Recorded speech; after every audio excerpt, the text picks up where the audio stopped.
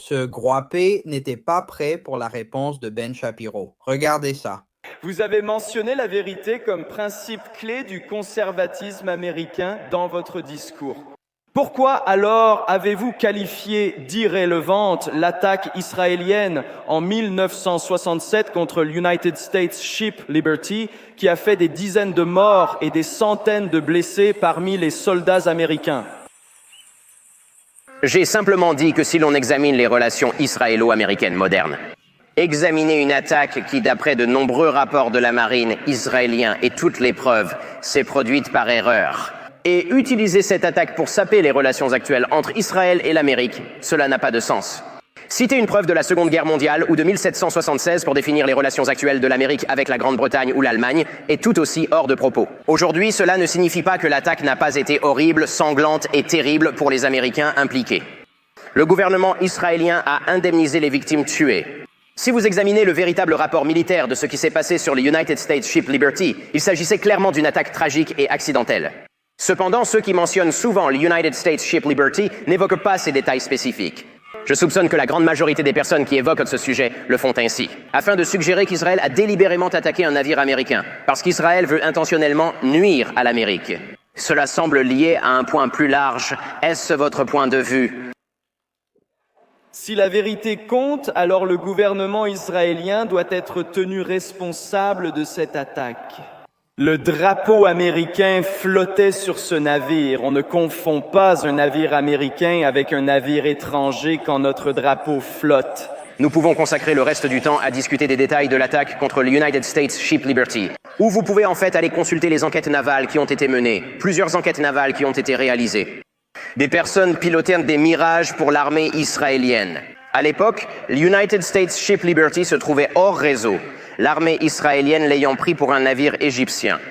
Ils croyaient qu'ils bombardaient Al-Arish, ce qui était faux. Après que le drapeau américain ait été abattu, l'attaque a duré environ 90 minutes. On l'entend sur les enregistrements des pilotes israéliens. Dès qu'ils comprennent que c'est un navire américain, ils cessent l'attaque. Ils dépêchent vite un navire pour aider le United States Ship Liberty. Plusieurs incidents de tirs amis ont eu lieu entre alliés, notamment durant la guerre du Golfe, où les forces américaines ont tué environ 9 soldats britanniques. C'est une triste réalité de la guerre, mais vous ne répondez pas à ma question. Quel est votre objectif en la posant? Parce que je soupçonne que votre question ne se limite pas à votre indignation spécifique concernant un incident qui s'est produit en 1967.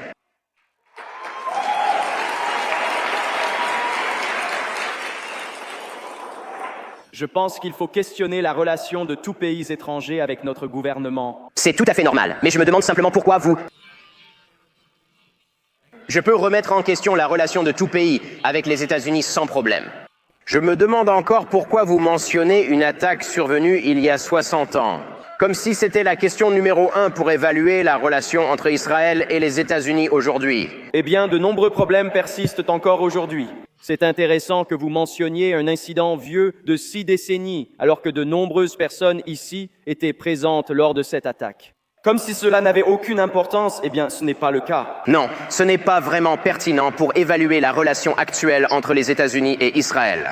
De la même manière qu'en 1967, il y avait une grande variété de pays avec lesquels les États-Unis entretenaient des relations différentes.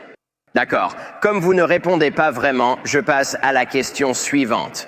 Et pas seulement cela. Ben Shapiro a cité Candace Owens par son nom lors de l'événement Turning Point États-Unis d'Amérique, ainsi que Tucker Carlson. Et gardez à l'esprit que Tucker Carlson était présent à l'événement. Cet homme n'a pas mâché ses mots. Voici ces extraits. Si Candace Owens choisit de discréditer quotidiennement Turning Point États-Unis d'Amérique et ses membres depuis l'assassinat de Charlie Kirk alors qu'ils travaillaient avec lui chaque jour. Ses amis ont discrédité Mikey McCoy, Andrew Colvin, Blake Neff et Tyler Boyer.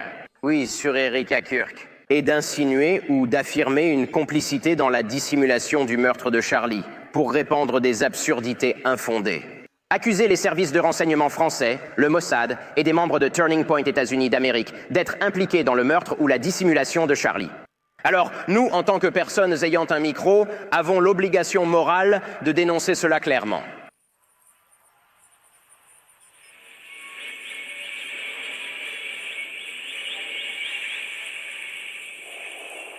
Erika Kirk et Turning Point États-Unis d'Amérique. Jamais jamais il n'aurait dû être mis dans la position de devoir se défendre contre des attaques aussi fallacieuses et malveillantes.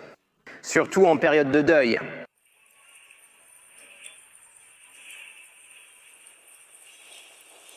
Et les personnes qui refusent de condamner les attaques vraiment vicieuses de Candace, et certains d'entre eux prennent la parole ici, sont coupables de lâcheté. Oui, de lâcheté.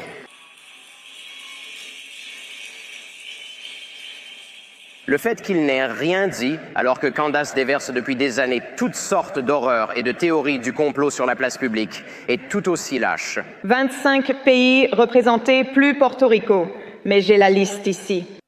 Pas d'inquiétude, l'Égypte n'est pas sur la liste.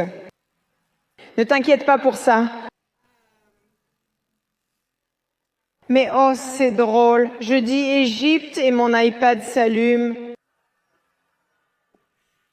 C'est amusant.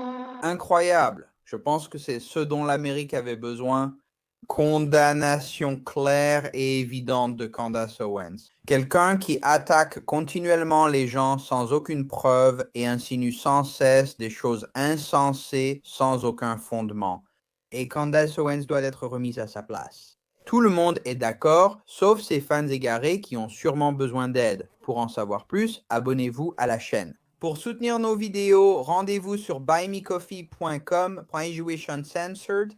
Merci d'avoir regardé, à la prochaine vidéo. Si vous croyez en notre travail chez Jewish Uncensored, pensez à nous soutenir de diverses façons.